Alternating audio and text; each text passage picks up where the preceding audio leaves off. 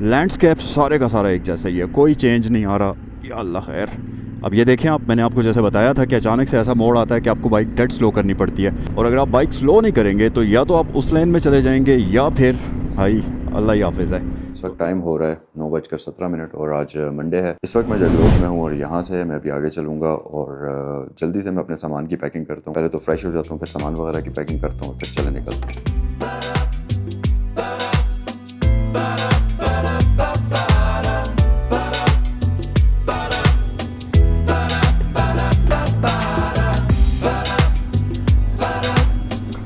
यार जगलोट से थोड़ा सा आप आगे जाएंगे तो जहाँ JSR का जो जंक्शन है उससे थोड़ा सा पहले एक और पॉइंट आता है जहाँ पर 3 माउंटेन रेंजेस आपस में मिलती हैं, जिसमें से हिमालय है, कराकोरम है और हिंदू कुश है। ये नज़ारा बेहद शानदार होता है और ये दुनिया की एक वाहिद और यूनिक जगह है जहाँ पर आपको ये नज़ारा देखने को मिलता है। इसकी एक अपनी ही लाजवाब किस्म की खूबसूरती है। और अगर एग्जैक्ट इसकी लोकेशन की बात करें तो जगलोट से आप थोड़ा सा आगे चलेंगे, जगलोट बाज़ार से निकल कर जब आप थोड़ा सा आगे जाएंगे, JSR जंक्शन जो है वहाँ से थोड़ा सा पहले आपको ये पॉइंट नज़र आएगा।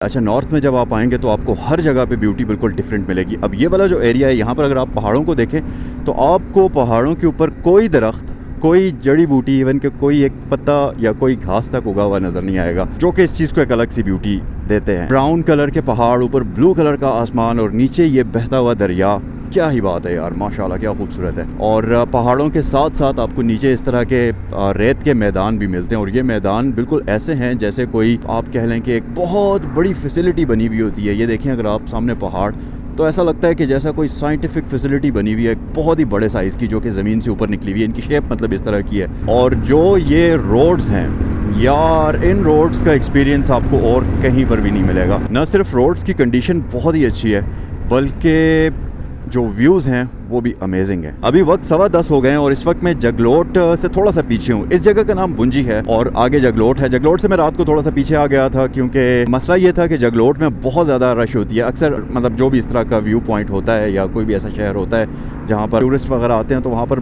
जो मेन प्लेस है वहाँ पर आपको हमेशा रश मिलता है। लेकिन जब आप थोड़ा सा उससे आगे या उससे पीछे चले जाएँ, 2-3 किलोमीटर आगे या 2-3 किलोमीटर पीछे, तो आपको वहाँ पर ऑब्वियसली व्यूज़ तो हर जगह से एक ही होते हैं क्योंकि एरिया तो सारा एक ही है। लेकिन अगर आप थोड़ा सा आगे पीछे स्टे करते हैं तो उसमें ये होता है कि आपको सुकून मिलता है, पीस ऑफ माइंड होता है और बहुत ज़्यादा शोर शराबा नहीं होता। तो ये रीज़न था थोड़ा सा मैं जगलोट से पीछे आके रुका था और अभी मैं वापस जगलोट की तरफ जा रहा हूँ। स्कर्दू जंक्शन जो है यहाँ से 5 किलोमीटर्स है। वो मुझे सामने जगलोट स्कर्दू रोड नज़र आ रहा है, वो सामने है। अभी हमने यहाँ से आगे एक यू टर्न लेना है और फिर हम इस रोड पर आ जाएंगे, जगलोट स्कर्दू रोड के ऊपर। यहाँ से स्कर्दू 169 किलोमीटर्स है, गिलगित 45 है और तीसरा पता नहीं क्या था, हुंजा होगा तीसरा मेरे ख्याल से।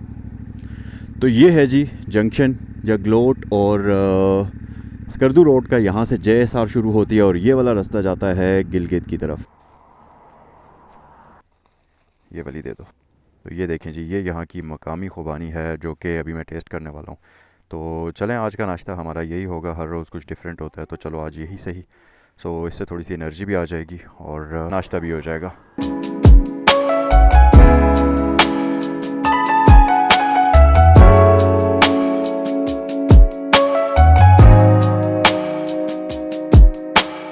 अभी हम अल्हम्दुलिल्लाह JSR पर आ चुके हैं और बस ये है कि अल्लाह से खैरियत की दुआ है और इंशाल्लाह खैरियत से हमारा सफ़र कटे, बाकी अल्लाह की मर्ज़ी है।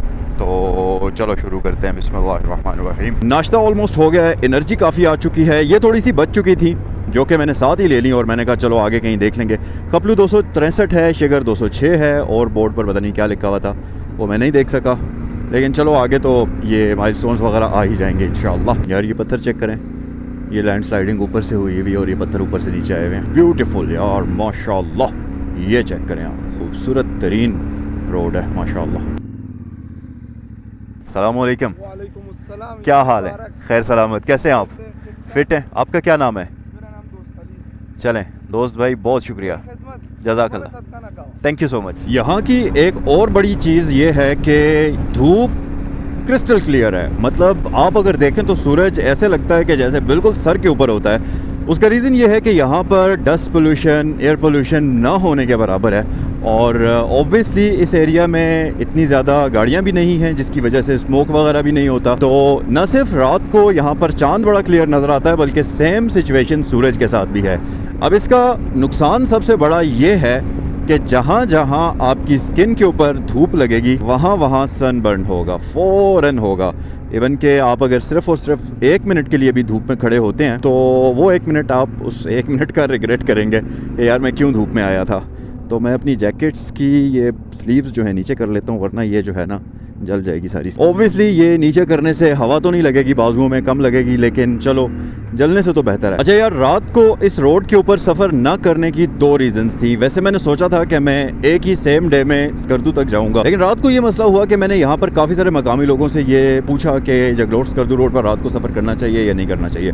तो ज़्यादातर लोगों ने मुझे मना इसलिए किया क्योंकि मैं सोलो राइड कर रहा था, और अभी कुछ ही दिन पहले यहाँ पर एक अफसोसनाक वाक़या हुआ है जिसमें 4 यंग लड़के फोत हो गए। वो एक गाड़ी थी, खाई में जाकर चली गई, और उससे भी अफसोसनाक बात ये हुई कि उनका पता 1 हफ्ते के बाद चला, तो जिसकी वजह से उनकी डेड बॉडीज़ भी काफ़ी ख़राब हो गई बेचारे, और ये बड़ा बुरा हुआ इनके साथ। तो अब वो ये जो खबर है पूरे जगलोट में फैली हुई है, सबको पता है। तो और वो जो लड़के थे वो जा भी रात को रहे थे, और रात को जब उनकी गाड़ी का एक्सीडेंट हुआ तो किसी को पता ही नहीं चला, और ढूंढा भी 1 हफ्ते के बाद गया, तब जब वो लड़के वापस नहीं आए और किसी तरीके से सर्च ऑपरेशन शुरू किया गया, तो फिर वो जाकर मिले 1 हफ्ते के बाद। तो इस वजह से रात को जितने भी लोग थे उन्होंने मुझे मना ही किया कि आप रात को इस रास्ते पर सफ़र ना करें। दूसरा रीज़न यहाँ पर रात को ना आने का ये था कि मैं इस रोड को देखना चाहता था दिन की रोशनी में।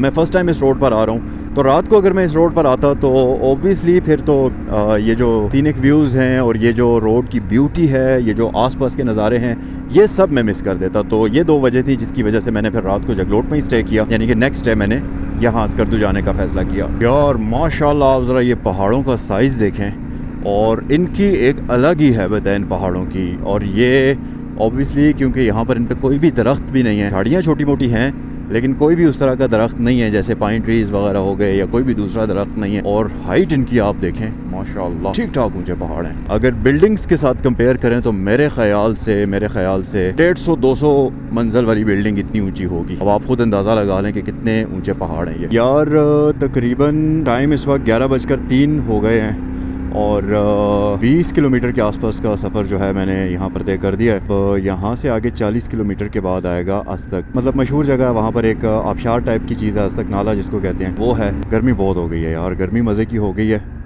लेकिन रोड कंडीशन बहुत शानदार है, बहुत ही मज़े की है। तो भाई मैं तो इस राइड को सही एंजॉय कर रहा हूँ यार। इसमें कोई भी शक नहीं है कि चिलास वाले पहाड़ बहुत बड़े हैं, उनकी हैबत, उनकी दहशत अपनी जगह पर है, लेकिन वंस जब आप स्कर्दू रोड पर आते हैं, मतलब ये जो जगलोट स्कर्दू रोड है, आप यकीन माने कि जब आप ये वाले पहाड़ी सिलसिले और ये वाली पहाड़ियाँ देख लेते हैं तो आपको चिलास वाली पहाड़ियाँ इनके मुकाबले में बिल्कुल ऐसा लगता है जैसे कि वो नन्हे मुन्ने पहाड़ होते हैं। यार कमाल है माशाल्लाह, कुदरत खुदा की आप देखें और इन पहाड़ों का आप साइज़ देखें। और पिछले तकरीबन 30 से 40 किलोमीटर्स में ये सारे पहाड़ बिल्कुल ऐसे ही चल रहे हैं, बिल्कुल ख़त्म होने का नाम ही नहीं ले रहे। यार इन पहाड़ों का एक अलग ही अपना ही रोब है, माशाल्लाह माशाल्लाह माशाल्लाह। पूरा एरिया चेक करें और पहाड़ देखें आप। ये नीचे पता नहीं किस चीज़ का पुल है, ये बना हुआ है वो जैसे पुराने तर्ज का ईंटों का और केबल वाला पुल बना हुआ होता है, वो बना हुआ है। यहाँ से नीचे का रास्ता है शायद वो सामने, और ये वो बिल्कुल सामने वाले रोड को कनेक्ट करता है, और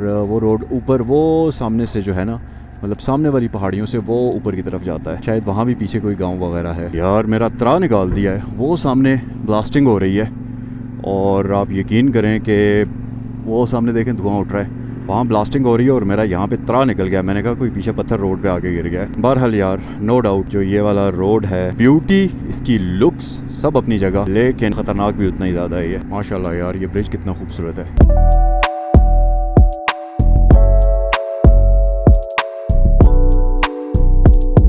बाइक उतर आ जाएगा, नीचे ले जाऊँ। अच्छी और बेहतरीन साए वाली जगह मिल गई है इसके लिए। बस अब ये है कि गिर ना जाए। ये किसके स्टैंड के नीचे मेरा दिल चाह रहा है एक पत्थर रख लूँ ताकि ये थोड़ा सा बैलेंस इसका ठीक हो जाए।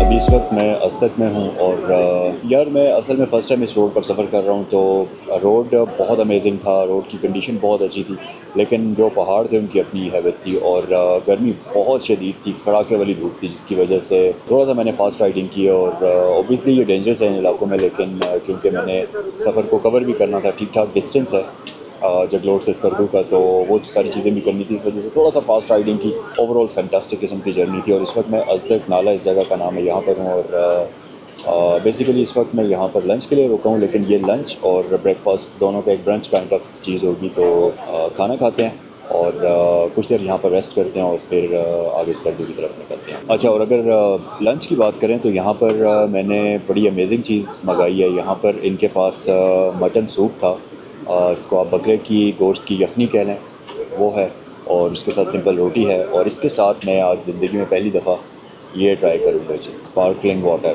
देखते हैं ये क्या चीज़ है। अमेजिंग चीज़ ये है कि यहाँ जिस जगह पर अभी मैं बैठा हूँ, एक तो यहाँ से अजदक नाला भी गुजर रहा है। दूसरी अच्छी बात यह है कि इस जगह की छत जो है वो अंगूर की बेल की बनी हुई है।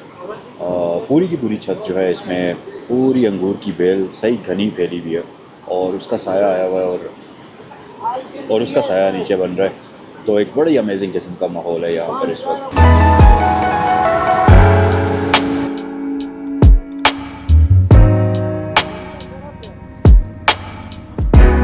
अल्हम्दुलिल्लाह रब्बिल आलमीन। यार खाना वगैरह खा लिया है और पानी शानी सब कुछ पी लिया है, बाइक को भी रेस्ट दे दिया है। तकरीबन ये ब्रेक 1 घंटे के करीब की थी, काफ़ी लंबी ब्रेक थी, लेकिन यस इतना बनता था यार, क्योंकि पिछला जो सफ़र था वो काफ़ी मुश्किल था। ऑब्वियसली ये रास्ता मेरे लिए बिल्कुल नया है और काफ़ी खूबसूरत रास्ता है। अब क्योंकि एनर्जी लेवल भी हाई हो चुका है दोबारा से और बाइक को भी ऑलरेडी रेस्ट मिल चुका है, अब हम चलते हैं इंशाल्लाह सीधा स्कर्दू में।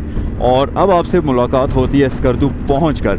यहाँ से स्कर्दू तकरीबन 1.5 घंटा मज़ीद दूर है। 50-60 यही स्पीड यहाँ पर आप मेंटेन कर सकते हैं, एक जो प्रॉपर क्रूजिंग वाली स्पीड होती है। यार जो मैंने अभी तक इस रोड का अंदाज़ा लगाया है, जो चीज़ मुझे समझ आई है वो ये है कि इस रोड के ऊपर आपको काफ़ी सारे पैच बिल्कुल स्ट्रेट मिलेंगे जहाँ पर आप आराम से 110-120 की स्पीड पर जा सकते हैं, लेकिन वो पैच अचानक से ख़त्म होगा और उसके बाद एक यू टर्न वाला कर्व आएगा आपका, जहाँ से आपको डेड स्लो करना पड़ेगा बाइक, और फिर अचानक से आपको ऐसा पैच मिलेगा जहाँ पर आप कहेंगे कि यार यहाँ तो स्पीड लगाना बनता ही है, और अचानक से आपके पास फिर वैसा ही डेड स्लो करने वाला मोड़ आएगा। और उसके ऊपर एक और चीज़ है, वो ये कि ये रोड ब्रांड न्यू बना हुआ है, तो ऑब्वियसली इतना अच्छा रोड हो तो फिर वैसे ही बंदे का दिल करता है कि यार थोड़ा सा स्पीड में बाइक चलाएं या गाड़ी चलाएं ताकि जल्दी जल्दी पहुँच जाएं। यहीं पार्क कर दूँ? अस्सलाम वालेकुम। स्कर्दू ज़ैनुल आबिदीन मानसहरा से, थैंक यू।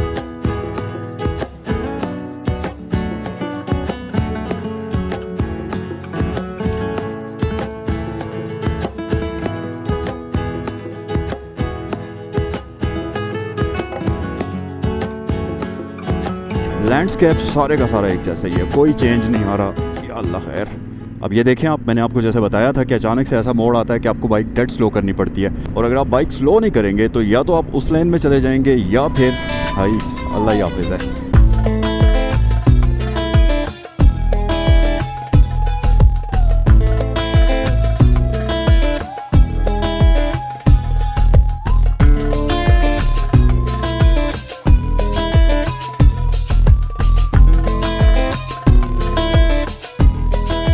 यहाँ पर ऐसा लगता है कि ये एक अरसे से बियाबान पड़ा हुआ है और पत्थर यहाँ पर जैसे अरसे से हज़ारों सालों से पड़े हैं, ऐसे महसूस हो रहा है। ये देखें आप यार, ये चेक करें आप, राइट साइड पर पहाड़ चेक करें, यहाँ से दरिया आ रहा है और दरिया की भी अपनी एक हैबत है, मौजें हैं उसकी कि बंदा कहता है यार क्या बात है। इर्द गिर्द आपके जो है ऊंचे ऊंचे बेहद ऊंचे पहाड़ हैं।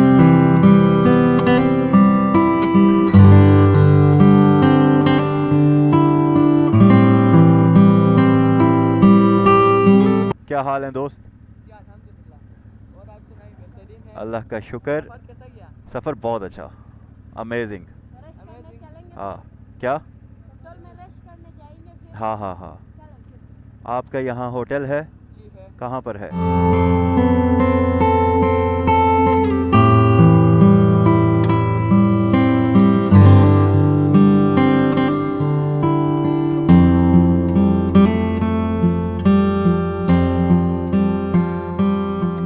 रात के 12:30 बज रहे हैं और मैं स्कर्दू में पहुंच चुका हूं। यहाँ पर रूम वगैरह मैंने ले लिया है।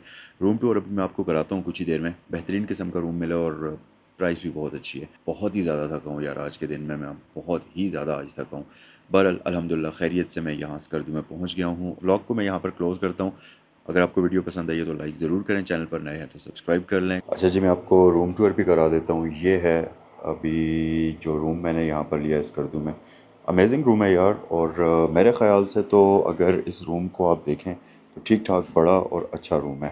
यहाँ पर हमारे पास एक डबल बेड है, इस तरफ एक सिंगल बेड है और ये सारा मेरा सामान वगैरह पड़ा हुआ है और यहाँ पर हमारे पास वॉशरूम भी है और ये सब कुछ है जी। और इस रूम के मैंने पे किए हैं जस्ट 1000 रुपीज़ इसके मैंने पे किए हैं।